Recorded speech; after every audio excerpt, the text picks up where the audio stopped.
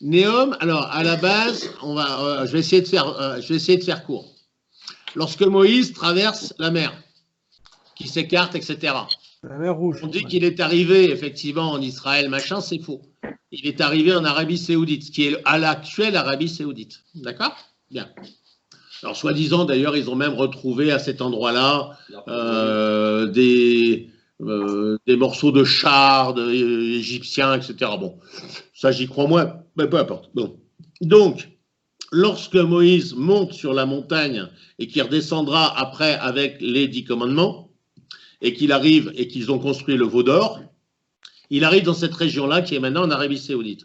Et l'Arabie Saoudite a défini un territoire qui était interdit d'ailleurs à toute personne, hein, on n'avait pas le droit d'y rentrer sur ce territoire-là, qui est grand comme la Bretagne, je ne sais pas si tu imagines, et ils sont en train de construire dans cette région-là une ville plus que futuriste, je te dirais. Entièrement connectée. Entièrement connectée.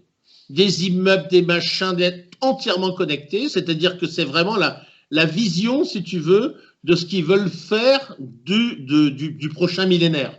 Voilà. Comme aux Émirats Arabes Unis ou au Qatar, quoi, les paradis artificiels. Ah non, mais ça c'est petit à côté. Ça c'est petit à côté. Il faut voir le nombre de milliards qu'ils mettent dedans. C'est quelque chose de c'est énorme.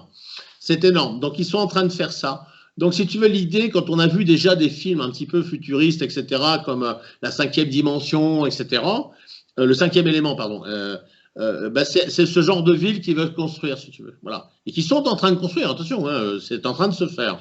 Et qui finance ça? Les Américains, les Israéliens, les Saoudiens? Non, c'est l'Arabie Saoudite. D'accord. On parle bien des Américains à la base. Ouais, enfin bon, il y a l'État profond, il y a l'Arabie Saoudite, etc., comme il y a beaucoup de pognon. Ça a été démarré sous Obama, ça a été démarré sous Obama. C'est un grand rêve, si vous voulez, c'est que le grand rêve. Un rêve qui va disparaître avec Trump. Oui, je pense, effectivement. C'est un petit peu les Guystone en Géorgie, où il y a 500 millions d'habitants sur toute la Terre, d'accord, où il y a les grands dirigeants et les esclaves, et que tout est servi par la robotique, la production est robotisée, etc. Donc c'est vraiment leur rêve complètement fou d'ailleurs. Les gens sont tous pucés, vous l'imaginez, d'accord. T'as plus d'argent, t'as plus rien, voilà. Et d'ailleurs, c'est pour ça aussi qu'on pense que la deuxième ville qui sera comme ça sera Paris. Voilà, ce qu'ils veulent faire aussi, c'est... Voilà. Donc pour le moment, ils sont en train de construire la ville de Neom. Donc franchement, un conseil, si tu ne connais pas, tu vas aller écouter, comment il s'appelle, Yahya Gouasmi. Yahya Gouasmi, qui est un chiite qui est installé en France et qui a fait de... Il bosse avec Dieudonné, celui-là, à un moment. Oui, à un moment, oui, tout à fait. Bah, c'est un chiite, hein, voilà. Le parti antisioniste, voilà, il était avec le parti antisioniste. Oui. Alors c'est marrant d'ailleurs, parce que le journal du parti antisioniste a mis un morceau d'une de mes vidéos chez lui. J'ai trouvé ça assez plaisant. Je connais pas ta chaîne, moi, Eric, en fait. Je connais pas. En fait, tu produis beaucoup de vidéos?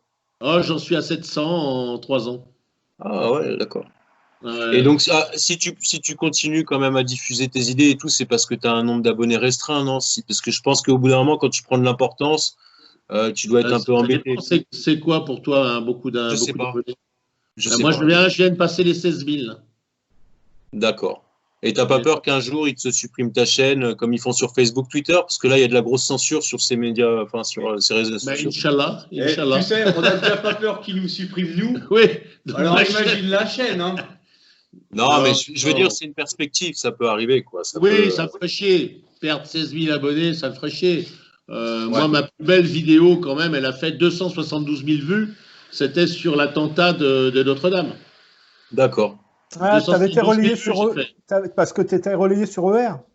Non, oui, elle a été après relayée sur ER, mais c'est pas ça qui m'a fait le nombre de vues. Mais parce que j'étais déjà 270 000 vues, je crois, quand ils me l'ont relayé. Mais c'est un beau temps. Non, c'est parce que j'ai été le premier à parler de la nanothermite. Mais on venait d'arriver, on était arrivé depuis un mois, je crois, à peu près. 15 jours, 3 semaines. Ouais, on venait d'arriver en Bulgarie et j'ai fait ça dans mon plumard. J'étais couché dans mon plumard et j'ai fait cette vidéo et elle a super cartonné, quoi. Et tu y es depuis combien de temps déjà en Bulgarie? 14 mois maintenant. Ouais. Bon, on est arrivé en mars. On est arrivé en mars. Ah, mars même, donc 13 mois, tu vois. Ouais, 13 mois. Okay. Et vous avez fait des voyages avant pour voir un petit peu les lieux, oui, tout ça? Aller en Espagne, on avait le projet d'acheter un voilier au départ. Au départ, je voulais acheter un voilier. Parce que je me suis dit, le voilier, c'est l'air, c'est la liberté, tu vois. Quand tu pètes un mât ou un moteur, tu vois, ça te coûte une blinde. Donc, je dis, c'est pas possible. Pourquoi la Bulgarie spécifiquement? Parce que c'est un choix calculé, si tu veux. La Hongrie, par exemple? La Hongrie, par exemple? Non, c'est trop cher. Ah, c'est trop cher, la Hongrie? Déjà, je voulais être pas loin de la mer, premièrement. T'es à combien? 80 km. Je savais même pas qu'il y avait la mer là-bas, moi. Tu passes par là. La mer Noire. Mais la Bulgarie, elle n'y a pas accès. Tu passes par un autre pays entre eux. Ben non. Ben, tu rigoles. C'est quoi? À toi, t'es vraiment. À toi, en géographie. En géographie, tu es mauvais. Hein. Non, il a des putains de qualités intellectuelles, mais en géographie, non, franchement, t'es une quiche. Je pensais qu'il fallait passer par la Serbie, tu sais, le Monténégro. Ah non, c'est au-dessus la Serbie. C'est au-dessus. Autant pour moi. La Serbie n'a pas d'accès à la mer, d'ailleurs. Non, mais je pensais que c'était tout le bassin du Monténégro, la Yougoslavie, moi, qui avait accès à la mer, et que la Bulgarie était au-dessus. On est au sud, nous. La Bulgarie, c'est en dessous de ça? Ah, tout au sud, oui, tout au sud. T'as une frontière avec la Grèce? Ah bah oui, on a une frontière avec la Grèce et on est à 23 km de la frontière avec la Turquie. Ouais, c'est ça touche la Turquie. Donc, tu as une plaque où tu peux te barrer où tu veux, en fait. Et pourquoi tu crois qu'on est là? C'est pas le hasard qu'on est là. Hein. Ah non, c'est un vrai choix. Oui, c'est un vrai choix, t'inquiète pas. C'est pas le hasard. D'accord, je comprends pourquoi la Bulgarie, ok. Voilà, non, mais il y avait plein de trucs. Il y avait en plus, alors moi c'est arrivé après ça, l'histoire de la Bulgarie avec l'histoire des Thraces. C'est une histoire extraordinaire, c'est une histoire qui a 3000 ans et toutes les divinités thraces, dont les Thraces, les guerriers thraces d'ailleurs ont participé à la guerre de Troie, d'accord? Et toutes les divinités thraces ont été récupérées ensuite par la Grèce où ils ont presque pas changé les noms d'ailleurs des divinités thraces pour les mettre en Grèce. Et alors ce qui est terrible, c'est que Fernand Nathan, il nous a raconté l'histoire de la Grèce, l'histoire de l'Italie. Tu vois, parce que ça a été la suite, ou qui a récupéré aussi certaines divinités, etc., avant le catholicisme, mais il ne t'a jamais parlé des Thraces, par exemple. Et moi, je ne connaissais pas l'histoire des Thraces. Eh bien, les Thraces, si tu veux, c'est l'origine de la Grèce. Toutes les divinités grecques, c'est des divinités thraces à la base. Mais alors, attends, parce que c'est marrant, cette histoire. La nature, elle est comment, là-bas? Elle est sympa? Oh, c'est génial. Bah, va voir mes vidéos. T'as vu comment je l'ai tué là? Ah ouais, bim. T'as vu? Oui. Non, mais comme moi j'ai une chaîne. Non, mais il n'a pas d'ordinateur. Ouais. Nous moi j'ai une chaîne où aujourd'hui on a en cours on a 5 maisons en rénovation. Ouais. Toiture, murs, fenêtres, électricité. On fait tout. Ouais, j'ai dit. Ouais. On a vendu 13 maisons. Des Français, il y a 6 familles qui vont arriver là, de Français. Enfin, ils auraient dû être là d'ailleurs. Ouais. Mais confinement, voilà. Ça nous arrange. La nature là-bas, elle ressemble à quoi, que je me fasse une idée? Je sais pas. Il y a des forêts. Il y a des forêts. Nous, on a choisi un village particulier parce que justement, nous sommes bordés par de la forêt. Et donc, il y a 2 accès au village. C'est un cul-de-sac. Et derrière, c'est la forêt. Donc, encore une fois, un moyen de se barrer facilement s'il y a besoin. C'est quoi le nom de ton village? Donne-moi que je regarde sur Internet des images. Mamartchevo. Mamartchevo? Ouais. Mamartchevo. Comme ça se prononce. Hein. M-A-M-A-R-C-H-V-O. Mamartchevo. Mamartchevo en Bulgarie. On a des poules, les canards et tout. On a 5 maisons en rénovation avec les gars qu'il faut surveiller, le matériel à acheter, vérifier les travaux. Les poules Fréfingué, qu'est-ce que c'est? Alors, Tréfingui, Pascal Tréfingui, c'est un mec qui a été dans une histoire très sombre à l'époque au Luxembourg où son amant qui avait 40 ans, pas 40 ans de plus que lui, mais 20 ans de plus que lui, qui était moche comme un pou, mais qui était millionnaire, a été assassiné à coups de hache. Il a fait 4 ans de prison, il a été relaxé après 5 jours en appel où ils l'ont relâché complet. Ce qui paraît bizarre parce qu'il avait été condamné à perpétuité avant, enfin admettons, et aujourd'hui c'est un mec qui fait des vidéos sur internet tous les jours et qui est installé au Brésil moi, je l'appelle très cinglé, tu vois. Très cinglé, je l'appelle. Il est complètement. Et il est dans la lignée de ceux en ce moment qui veulent. Alors, lui, il parle de la synarchie. Alors, ça, c'est vraiment son credo, hein, c'est la synarchie. Et il est dans la lignée de Tauzin, de tous ces gens-là qui veulent mettre Louis XX au pouvoir en France. Voilà. Le type d'Espagne, là Non, parce que Louis XX, c'est quoi? C'est le banquier? C'est la lignée des Bourbons d'Espagne. C'est le banquier. C'est le banquier, la lignée Bourbon. Qui est espagnol. C'est pas le type, l'espagnol qui vient de la monarchie espagnole, un peu costaud? Ah non, c'est un descendant des Bourbons. C'est la lignée espagnole maintenant, la lignée Bourbonne. ER fait la promotion d'un souverainiste, d'un monarchiste espagnol qui ne s'est pas soumis, il n'a pas renié Franco et tout ça. Il est le petit-fils de Franco, il ne peut pas le renier. Il est le petit-fils de Franco. Mais parce qu'en France, il y en a des héritiers de la monarchie, mais c'est des types qui bossent pour ils bossent pour une banque mondialiste. Non, tu as deux lignées. Tu as les Orléans. Et les Bourbons. Un type tout maigre avec les cheveux blancs. Un type tout maigre avec les cheveux blancs. Là, je me trompe. Avec les cheveux blancs. Il travaille pour les banques. Et je crois que c'était le descendant de Louis XVI ou quelque chose comme ça. Eh ben non. Ça c'est... Excuse-moi, parce que quand ça me prend, j'ai du mal. C'est le cocovirus. Le cocovirus. C'est le cocovirus. C'est marrant parce que maintenant, mon expression est reprise par certains, tu vois. C'est le cocovirus maintenant. Le couillonavirus. Non, c'est Louis XX. C'est Louis XX qui est descendant, effectivement, de Franco, qui est descendant des Bourbons, en ligne directe, qui vit en Espagne, qui est, alors c'est pas un tout petit, je crois qu'il fait 1m88, hein, donc il n'est pas vraiment tout petit. Il n'est pas tout maigre non plus, mais et qui veut revenir, si tu veux, sur le devant de la scène. Et tu as le général Tauzin, dont on a parlé, puisqu'il était présenté aux élections présidentielles, et bon, il n'a pas pu aller jusqu'au bout.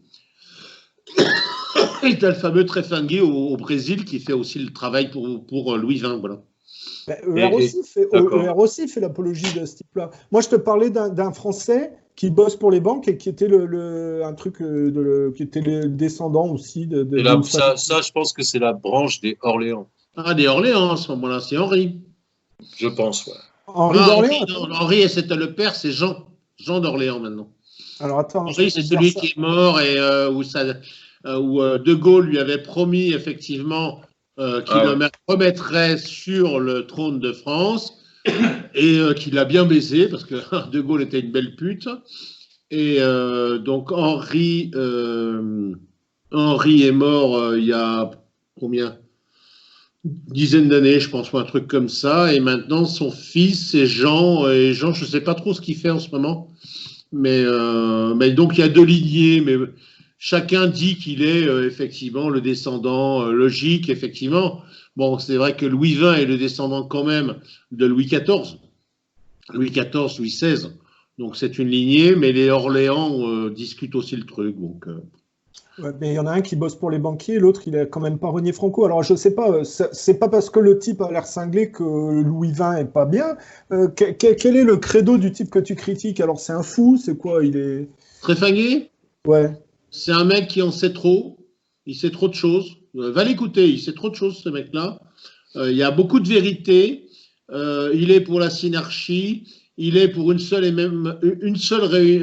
religion. Donc, il rejoint un peu la volonté du nouvel ordre mondial, c'est-à-dire qu'il se réclame d'être juif, chrétien et musulman. Voilà, donc, et bouddhiste. Alors, quand tu dis synergie, ça veut dire quoi en fait?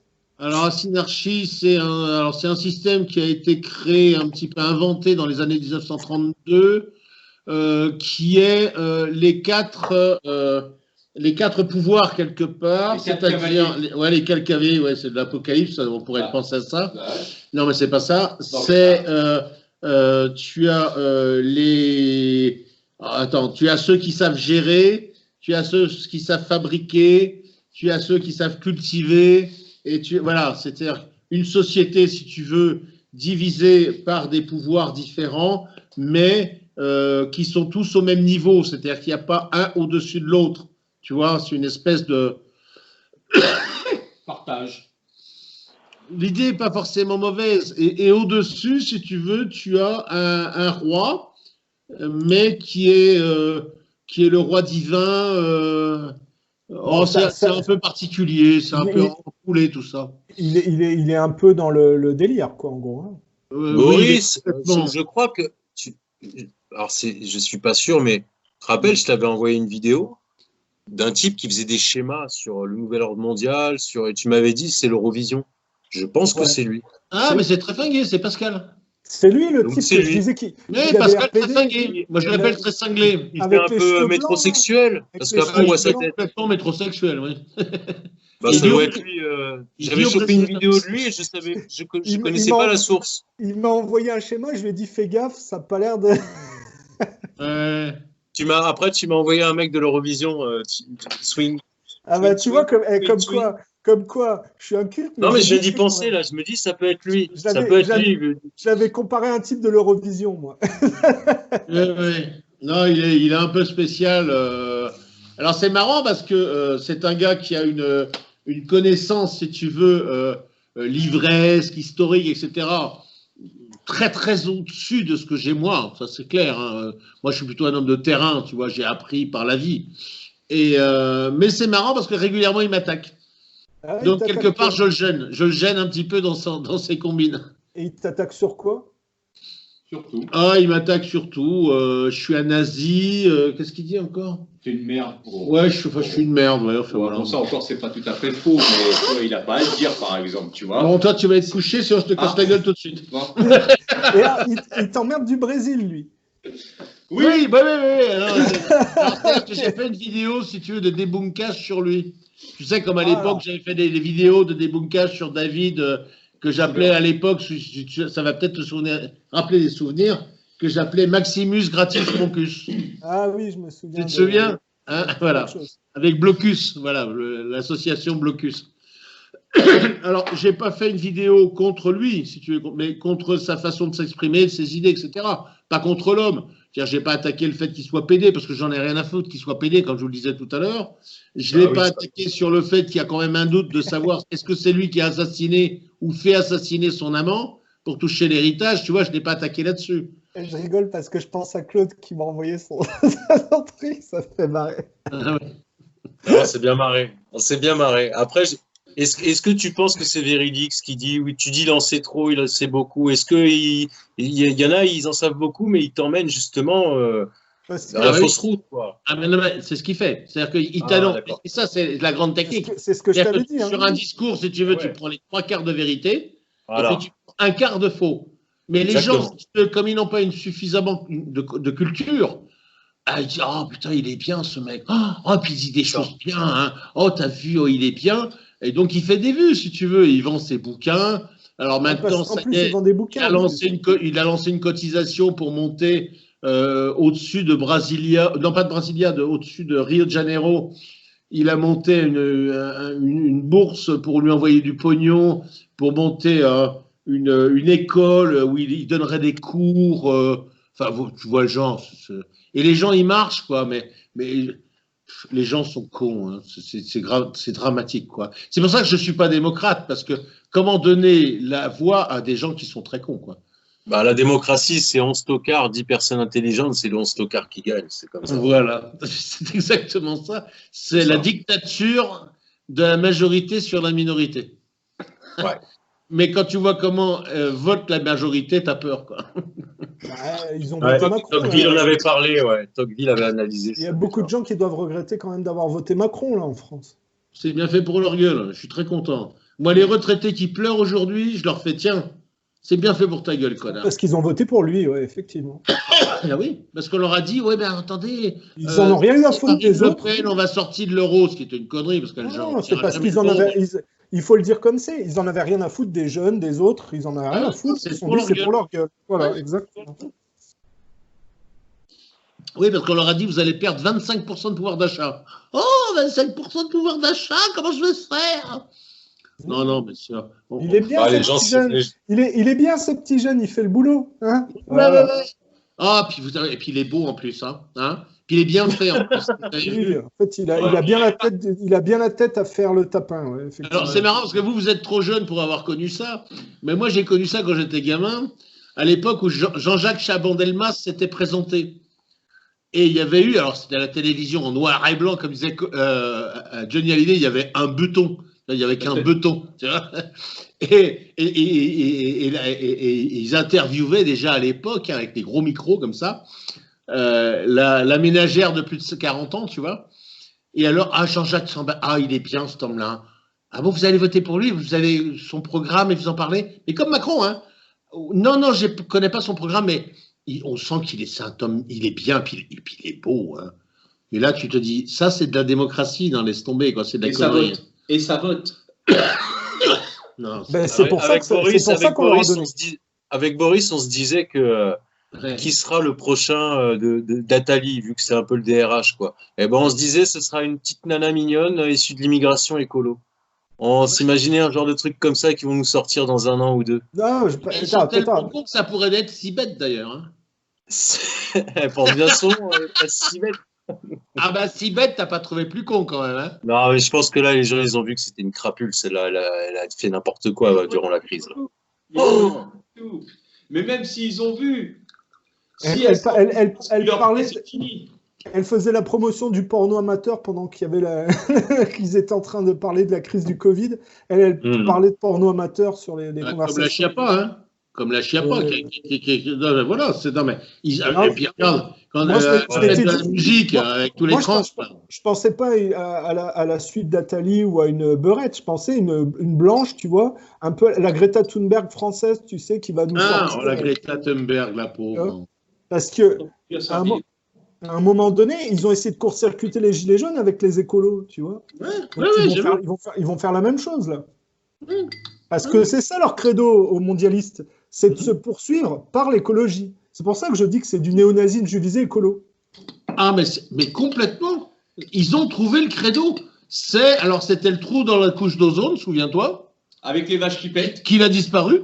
Ah, attends, alors ça, je vais envie de le dire pour les auditeurs, parce que le truc, l'arnaque de la vache qui pète, c'est pour emmerder les pauvres agriculteurs que les grosses entreprises comme Monsanto sont en train de tuer. Alors que les vaches qui pètent, c'est rien du tout. Par contre, ces grosses entreprises à la con, là, elles sont liées au monde militaire. Quand tu fais le calcul de tout ce que ça pollue, les interventions militaires, pour faire avancer leur truc, c'est hallucinant de prendre les gens pour des cons à ce point. Pense au paquebot qui transportent des touristes qui ressemblent à des HLM et qui consomment et qui polluent plus de milliers de voitures. Et puis les avions. Et en plus, qui ne payent même pas de taxes sur le gasoil, ces enculés. Ouais, mais leur truc écolo, le réchauffement climatique, c'est fait pour nous faire payer des taxes et puis quand même justifier une immigration climatique alors que c'est eux qui défoncent leur pays. Enfin, tout est... Et Trump a raison. Quand il s'est sorti c'était quoi le truc de Paris, là? C'était, je sais pas quoi, là. COP21, je crois, non? Non, c'était pas COP21, c'est autre chose. Mais le truc écologiste de merde, là, il a dit, mais attendez. Le truc de Paris, je connais pas le nom. Je me souviens plus. Ouais. Les accords de Paris, non? Accords de Paris, je crois que c'est un truc mais c'était dans le cadre de, je sais plus le nom. Ouais. Mais il a dit, je vous emmerde, moi, je paye pas pour ça, quoi. Attendez, ça va, quoi. Non, mais regarde, il y a quelques années, on ne devait plus avoir de neige du tout, hein. Ouais. La couche d'ozone, bon, bah, a priori, elle s'est rebouchée, tout va bien, toute seule. On n'a rien fait du tout. Alors, j'en profite pour le dire. Sous couvert de loi antiterroriste et de réchauffement climatique, ils ont validé les traînées chimiques d'avions, tu sais, les chemtrails. Oui, les chemtrails. Je les ai filmés, moi, dans plusieurs départements, Ardèche, Allier, Auvergne. Tu as des filaments qui tombent, tu crois que c'est des fils d'araignée, tu prends... C'est des trucs urticants, ça te pique. Et quand ils analysent dedans, il y a des produits résiduels, c'est de l'aluminium. Ça bousille les défenses militaires. Et il y a un sénateur américain qui a avoué que ça fait des dizaines et des dizaines d'années que dans toute la planète, ils répandent ça intentionnellement et que c'est passé sous couvert de réchauffement climatique et de loi antiterroriste.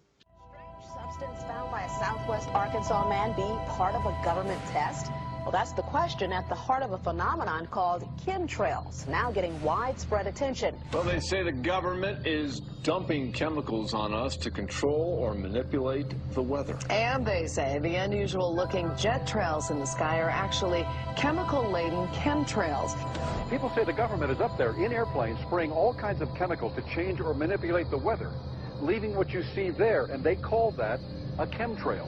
So when I look up there and I think of contrails, you're telling me are chemtrails? Yes, that a contrail would be dissipated by now. And it's interesting, Dale and Christina, this is of interest not just in this country, but European countries and frankly all over the world. A lot of folks interested in it. Well, Dave, you mentioned that climatologists and others who study the atmosphere believe that they'd be able to surely spot any kind of signs of an ominous plot.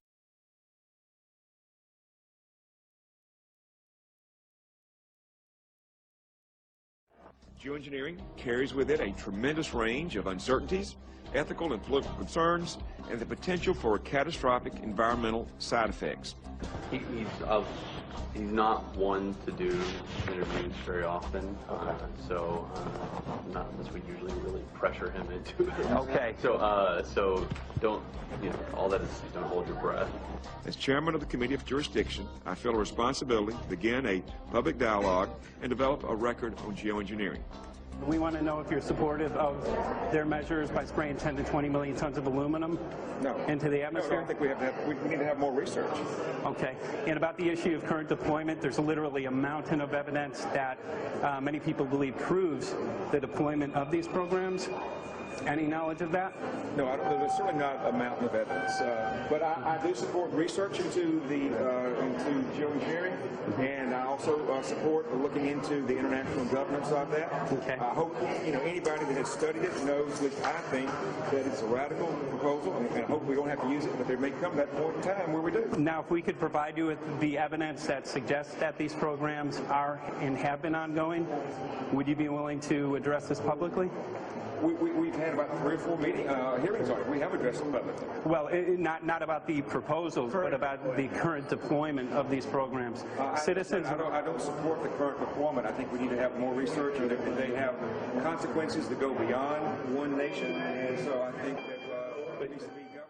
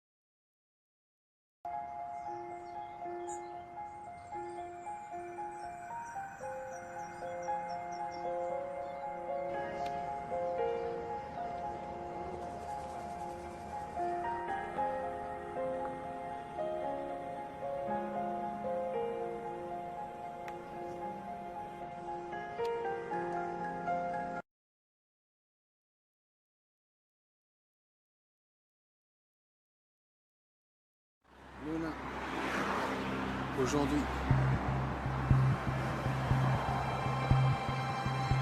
ici.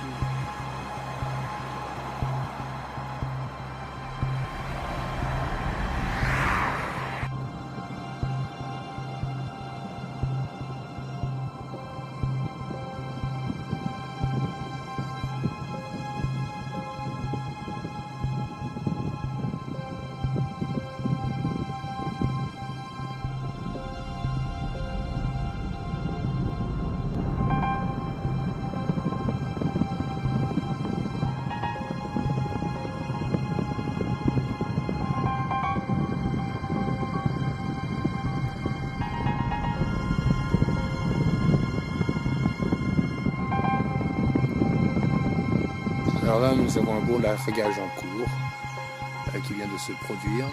Et ici, nous sommes pulvérisés de toutes parts. Nous avons un avion qui vole mais qui ne fait aucun largage. Un largage qui vient d'avoir lieu, l'avion est en train de se sauver là-bas. Nous avons là-bas, derrière le sapin, d'autres largages qui arrivent. C'est déjà très laid. Nous avons au-dessus de nous aussi un largage qui est en cours. Voilà.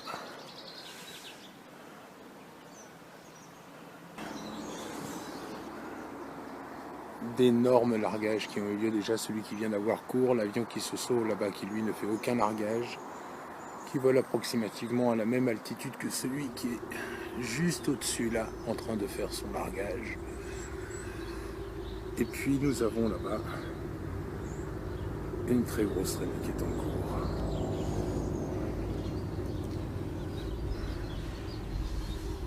C'est fou furieux. Il y en a un autre là qui se dissimule à l'intérieur même.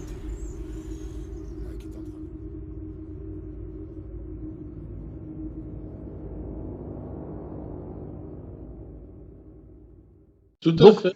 Je faisais la réflexion que l'écologie était une imposture qui avait été pensée par Philippe de Moonbaden pour continuer le délire anglais de colonialisme sous couvert de, tu sais comment t'appelles ça, sous fausse bannière en fait.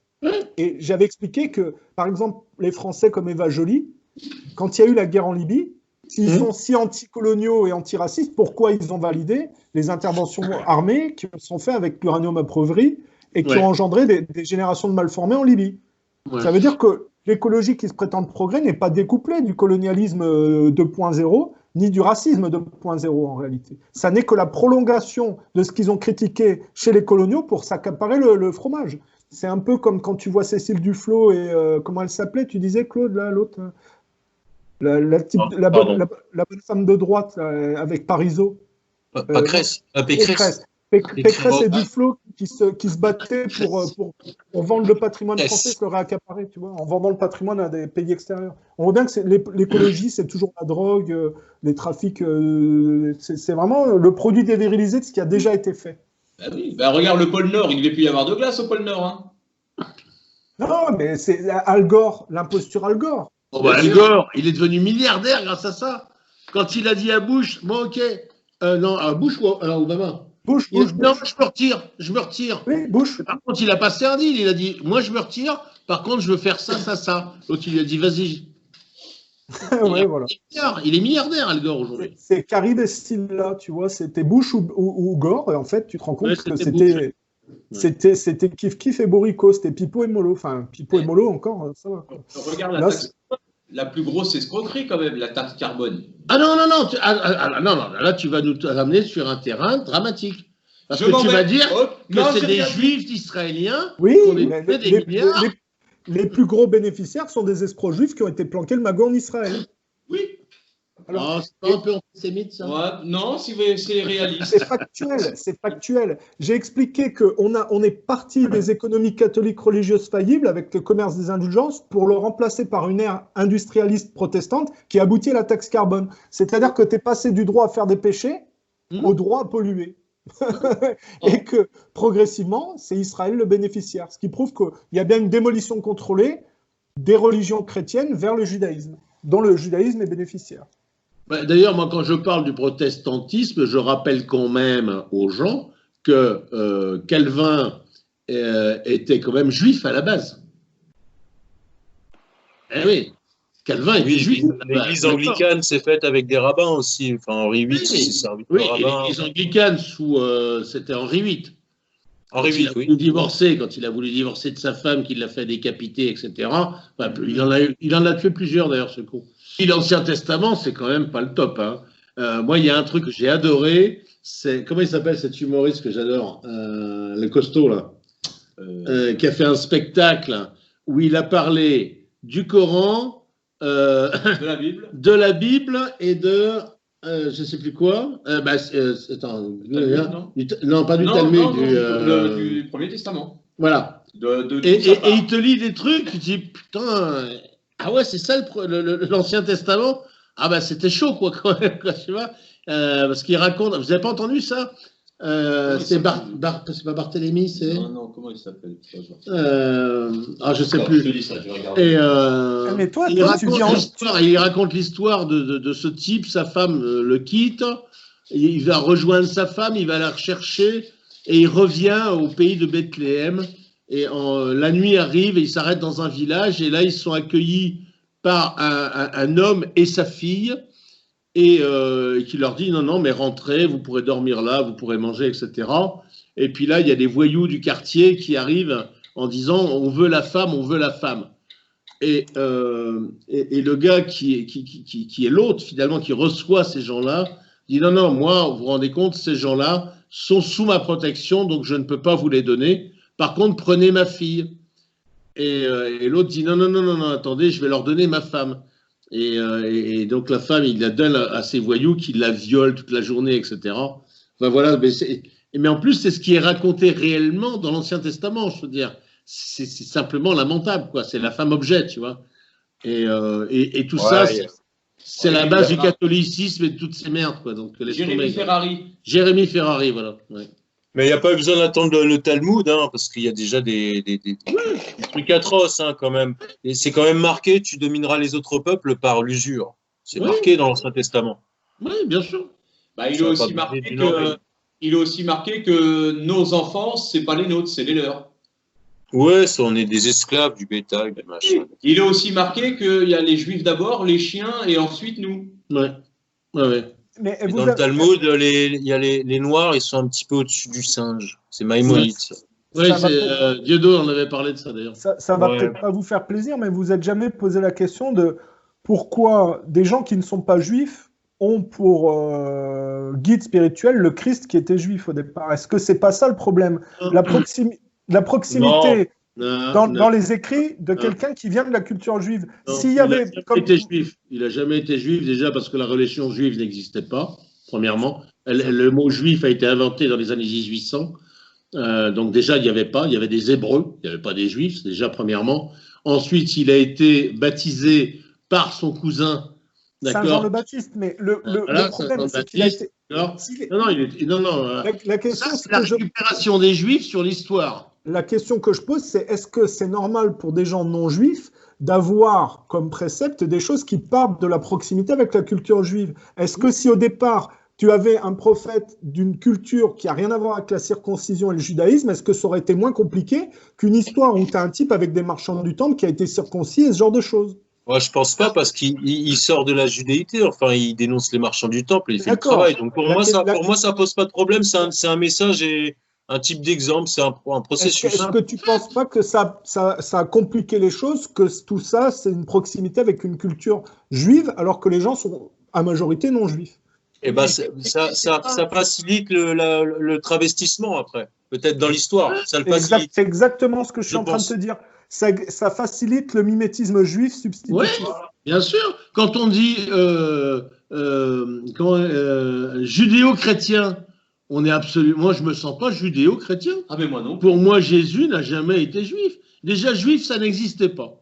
C'est un concept du 19e siècle. 18e, on disait héléno-chrétien. T'as raison. On disait héléno-chrétien avant.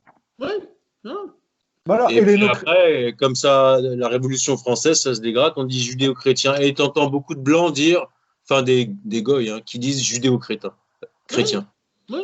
Non, mais quand tu te rends compte qu'ils ont fait des recherches autour des pyramides et machin, etc., on n'a jamais trouvé l'existence de la civilisation juive, enfin civilisation si on veut, en Égypte. Le peuple juif, on l'a jamais trouvé en Égypte. Les peuples juifs, apparemment, tu sais, il vient du Yémen. Ouais, c'est une belle imposture, ouais. Déjà, il y a l'imposture de la Shoah, mais il y avait déjà celle de Moïse. Tu couperas ce qu'il a dit, hein. De toute façon, quand tu écoutes Domergue, et quand tu écoutes mon copain israélien juif, Shlomo Sand, quand tu écoutes ces deux-là, Domergue, Shlomo Sand, tu sais que les juifs, ça est une invention totale. C'est Walt Disney, c'est Hollywood. Ouais, et puis il y a aussi le fait que les Khazars, quoi, il n'y a rien de Jérusalem, quoi. 98% des juifs aujourd'hui sont d'origine khazare. Il n'y a pas de sémites chez les juifs, quasiment pas. Quasiment pas. Il n'y a pas de sémites et pourtant on est antisémites. Les premiers Hébreux, aujourd'hui, c'est les Palestiniens qui ont été amenés à l'islam alors qu'ils étaient hébraïques avant. Donc c'est ça qui est extraordinaire. Les Israéliens tirent sur leurs ancêtres, leurs pseudo-ancêtres. Non mais c'est dingue. Bon, on peut dire quand même les séfaradimes alors, ceux qui étaient en Afrique du Nord et en Espagne. On peut dire que, je pense, que eux, ils étaient à Jérusalem, ils ont été dispersés par... Bien sûr. Ouais. Mais avant 1948, en Palestine, en pays de Palestine, qui était un vrai pays, d'accord, eh bien, tu avais des Hébreux. Oui, bien sûr que tu avais des Hébreux. Mais à partir de 1948, quand ils arrivent, ces enculés, vous savez le premier truc qu'ils vont faire? Parce qu'il faut vraiment être vicieux pour faire ça. Ils vont raser tout ce qui est palestinien.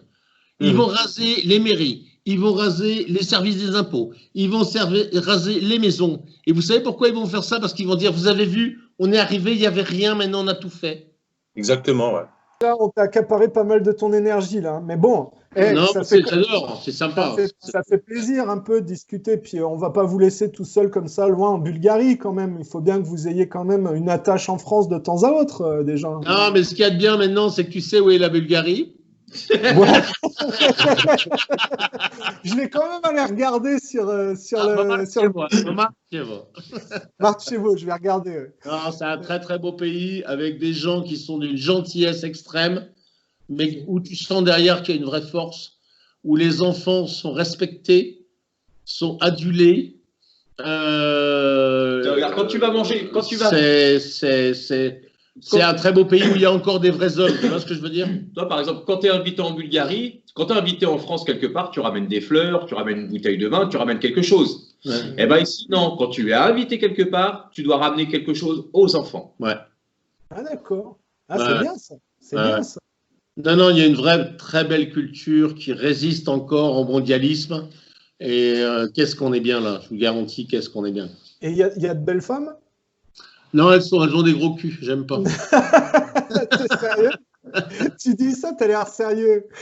Non, c'est vrai. Sérieux? Non, c'est vrai.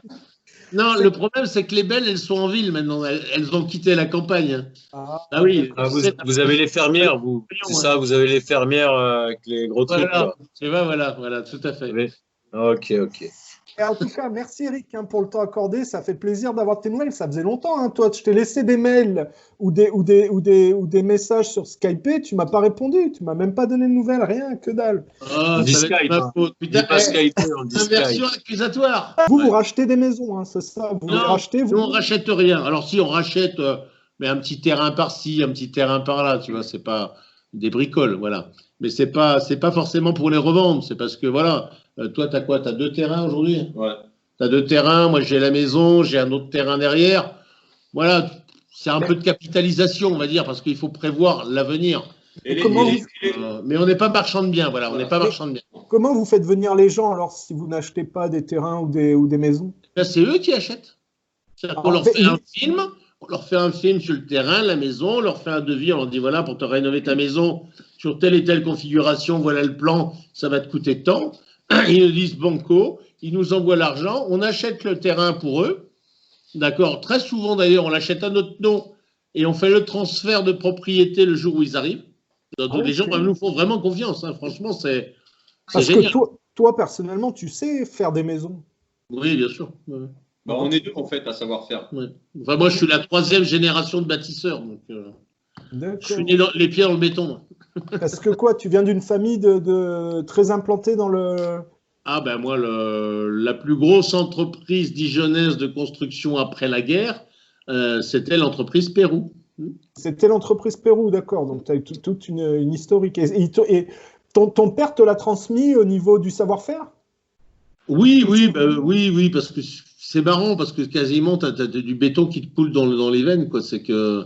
moi, j'avais 6 ans, 7 ans, j'allais sur les chantiers de mon père, et puis tu sais, après, tu discutes, c'est marrant, c'est comme inné, tu vois ce que je veux dire? Tu n'as même pas l'impression qu'il m'ait appris quoi que ce soit, si tu veux, tu as l'impression que c'est venu comme ça. D'accord, tu étais dedans, et donc c'est naturel chez toi, quoi. Voilà, ouais. Ok, d'accord. Bon, bah écoutez, plein de bonnes choses pour votre projet. J'espère que vous arriverez à fédérer un bon état d'esprit, à pouvoir garder ça du mieux possible. Voilà. Ben, on a vraiment des gens adorables. On a eu 2 loupés, 2 connasses. C'est arrivé quand même. C'est arrivé que. Une gauchiste et une juive. On a de la chance, c'est que finalement, on leur a fait acheter des maisons qui sont un peu éloignées des nôtres, donc elles nous font plus chier. Elle nous a même envoyé les flics, tu vois. Enfin voilà. Les flics sont cherchés. Pour quelle raison? Qu'est-ce que c'était? Elle a appelé le 112 en disant que Lolo l'avait frappé, tu vois. Mais manque de peau pour elle. Lolo, il était à El Rovo à ce jour-là, donc il n'était pas là. Et donc, quand j'ai reçu les flics, l'avantage, je suis tombé sur un flic intelligent et qui parlait bien anglais. Donc, je lui ai expliqué en anglais que de nous, on était là pour être tranquille. Et puis, d'un autre côté, je te dirais que nous, on a amené, je te dis, 180 000 € ici, déjà dans le pays, qu'on distribue en salaire, etc. Donc, et on fait chier personne et on est respectueux des gens. Et on fait la fête avec les Bulgares. Donc, voilà, les gens nous aiment beaucoup. Donc, elle s'est fait chier, la grosse. Vous sélectionnez pas les types ou les bonnes femmes? Ah ben on s'est fait piéger, on pensait que c'était des gens bien, puis c'était 2 enculés. Mais elles sont quand même en Bulgarie, établies en Bulgarie, des Français. Oui, tout à fait. Ouais. D'accord. Ok. Bon. C'est pas bonne chose.